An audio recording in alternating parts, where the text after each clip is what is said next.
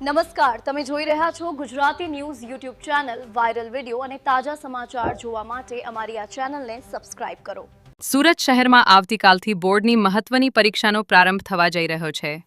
Board પરીક્ષા દરમિયાન વિદ્યાર્થીઓને ટ્રાફિકની સમસ્યાના કારણે કોઈપણ પ્રકારની મુશ્કેલી ન પડે તે માટે સુરત શહેર ટ્રાફિક પોલીસ દ્વારા વિશેષ આયોજન કરવામાં આવ્યું છે. શહેર ટ્રાફિક પોલીસ દ્વારા ખાસ વિદ્યાર્થી હેલ્પલાઇન સેવા શરૂ કરવામાં આવી છે. આ હેલ્પલાઇન નંબર 7434095555 પર વિદ્યાર્થીઓ પરીક્ષા સમયે ટ્રાફિકમાં ફસાઈ જાય અથવા સમયસર પરીક્ષા કેન્દ્ર સુધી પહોંચવામાં મુશ્કેલી પડે તો તરત સંપર્ક કરી શકશે. ઉપરાંત ઇમરજન્સી પરિસ્થિતિમાં વિદ્યાર્થીઓ 100 અથવા 112 નંબર પર પણ મદદ મેળવી શકશે.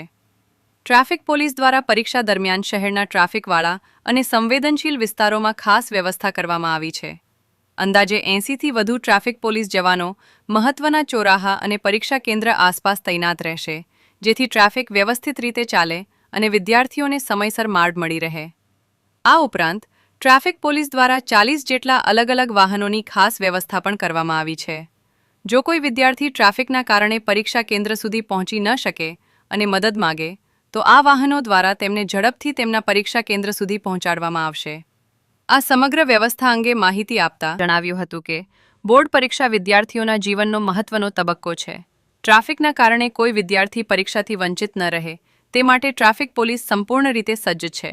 વિદ્યાર્થીઓ નિસંકોચ હેલ્પલાઇન સેવાનો ઉપયોગ કરે. ટ્રાફિક પોલીસની આ પહેલથી બોર્ડ પરીક્ષા આપનાર વિદ્યાર્થીઓ અને તેમના વાલીઓને મોટી રાહત મળશે અને પરીક્ષા દરમિયાન ટ્રાફિક સંબંધિત તણાવ ઓછો થશે. આ ન્યૂઝના રિપોર્ટર છે Arvind Rathod. Gujarati news YouTube channel Surat. ગુજરાતથી તમને મહત્વના સમાચાર મળતા રહેશે, માટે જોતા રહો ગુજરાતી ન્યૂઝ. ધન્યવાદ.